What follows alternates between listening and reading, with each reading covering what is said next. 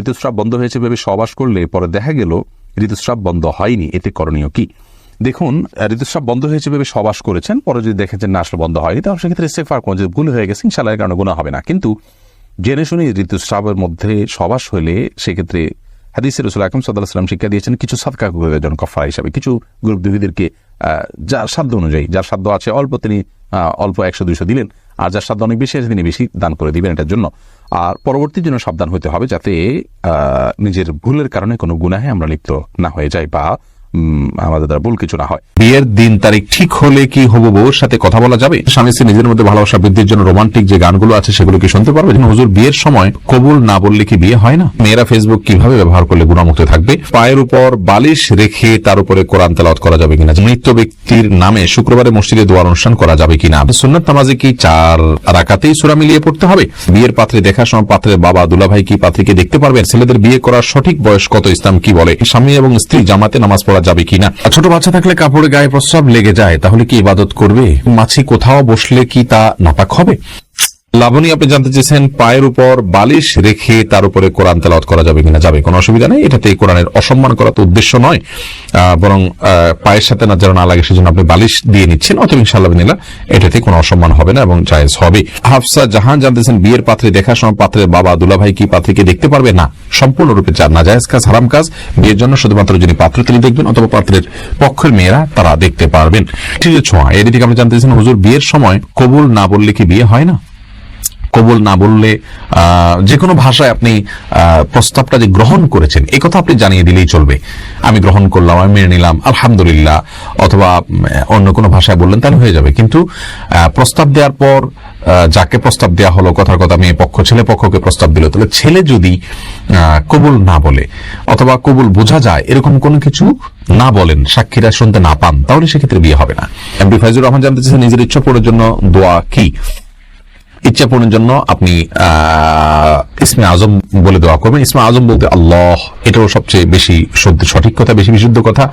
হে আল্লাহ, এভাবে বলে আল্লাহর কাছে চাইবেন, ইনশাআল্লাহ আল্লাহ তার দোয়া কবুল করবেন। আর দোয়ার সময় দোয়া যে শর্তগুলো আছে খেয়াল করবেন, হালাল উপার্জন থাকতে হবে, দুরূদ পাঠ করবেন, কায়মনোবাক্যে করবেন, মনোযোগের সাথে করবেন, ইনশাআল্লাহ আল্লাহ তাআলা দোয়া কবুল করবেন। ওমর আমিন জানতে চেয়েছেন বিয়ের দিন তারিখ ঠিক হলে কি হবু বউর সাথে কথা বলা যাবে? না, বিয়ের দিন তারিখ ঠিক হলে হবুর সাথে কথা বলা যাবে না। হবুর সাথে কথা বলতে হলে আগদ সম্পন্ন হতে হবে, তারপরে কথা বলবেন। হ্যাঁ, আগদ সম্পন্ন হওয়ার আগ পর্যন্ত কোন ক্লারিফাই থাকলে, কোন জাস্টিফিকেশন থাকলে, কোন জিজ্ঞাসা থাকলে সেটা তার কাছ থেকে জানতে পারেন। সেটাও নিরাপদ উপায়ে SMS এর মাধ্যমে বা অন্য কোনোভাবে মেইলিং এর মাধ্যমে করলে ভালো হয়। আর না হলে তার ভয়েস শুধু জানার জন্য, বোঝার জন্য, এটা তো যখন তাকে দেখবেন তখনই তার ভয়েস আপনি শুনতে পারবেন, সেটার জন্য আপনি জায়েজ রয়েছে সেটা। কিন্তু পরবর্তীতে আপনি অনবরত তার সাথে কথা বলতে থাকবেন তথাকথিত ফ্রি হওয়ার জন্য, এটি জায়েজ নাই, এটি হারাম। শহীমউদ্দিন আল জাবির আপনি জানেন ছেলেদের বিয়ে করার সঠিক বয়স কত? ইসলাম কি বলে? নির্দিষ্ট কোনো বয়স ঠিক করে দেয়নি, তবে প্রাপ্তবয়স্ক হওয়ার পর যদি তার মোটামুটি স্ত্রীর ডাল ভাতের ব্যবস্থা করার মতো সামর্থ্য থাকে সেক্ষেত্রে তখন থেকে তিনি বিয়ে করতে পারবেন। আসমা আক্তার জানতে চান মেয়েরা ফেসবুক কিভাবে ব্যবহার করলে গুনাহমুক্ত থাকবে? খুবই গুরুত্বপূর্ণ একটি প্রশ্ন বোন।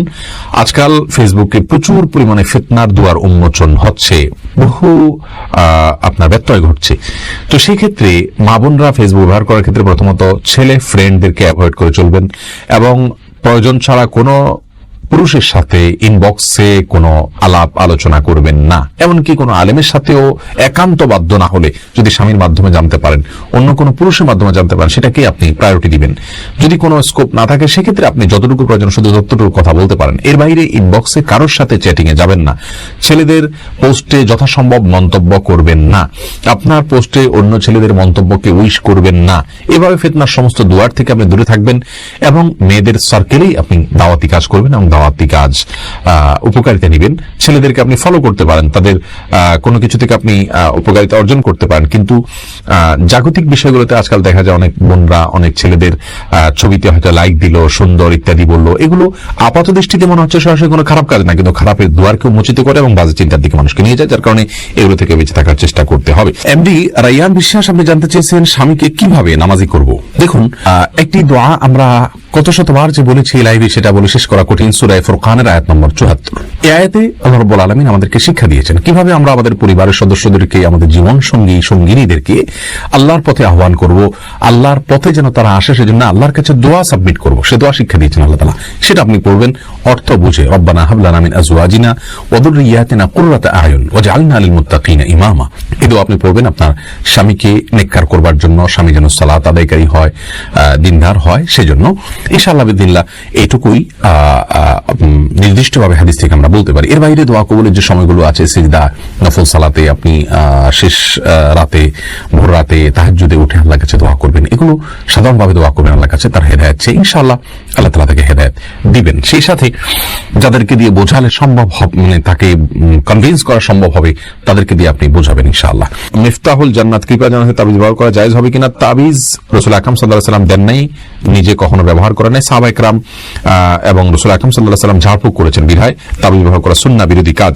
আফজাল হোসেন, আপনি জানতে চেয়েছেন মৃত ব্যক্তির নামে শুক্রবারে মসজিদে দোয়ার অনুষ্ঠান করা যাবে কিনা? ভাই আফজাল, দোয়া আসলে অনুষ্ঠান করার বিষয় না, দোয়া নিজে করবেন আর অন্যের কাছে দোয়া চাইবেন।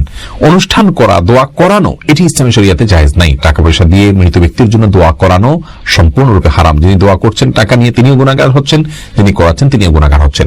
মৃত ব্যক্তির জন্য নিজে আল্লাহর কাছে দোয়া করবেন, অন্যান্য আলেমদেরকে, মুরব্বীদেরকে, নেককার মানুষদেরকে বলবেন আপনারাও তাদের জন্য দোয়া করবেন, তারা দোয়া করবেন। কিন্তু অনুষ্ঠান করানো, দোয়া করানো এটি জায়েজ নাই। ইসলামী শরীয়তে কোথাও টাকা দিয়ে মৃত ব্যক্তির জন্য দোয়া করার কোনো অনুমোদন দেয়নি, এটি জায়েজ নাই। জুবায়ের জানতে চান স্বামী স্ত্রী নিজের মধ্যে ভালোবাসা বৃদ্ধির জন্য রোমান্টিক যে গানগুলো আছে সেগুলো কি শুনতে পারবে? যদি মিউজিক থাকে শুনতে পারবে না, মিউজিক যদি না থাকে তাহলে সেক্ষেত্রে শুনতে পারবেন, শুধু নিজেদের মধ্যে রোমান্টিকতা বৃদ্ধি করবার জন্য। ফাইজা রহমান, আপনি জানতে চেয়েছেন পেছনে হাত দিয়ে দাঁড়ালে কি অমঙ্গল হয়?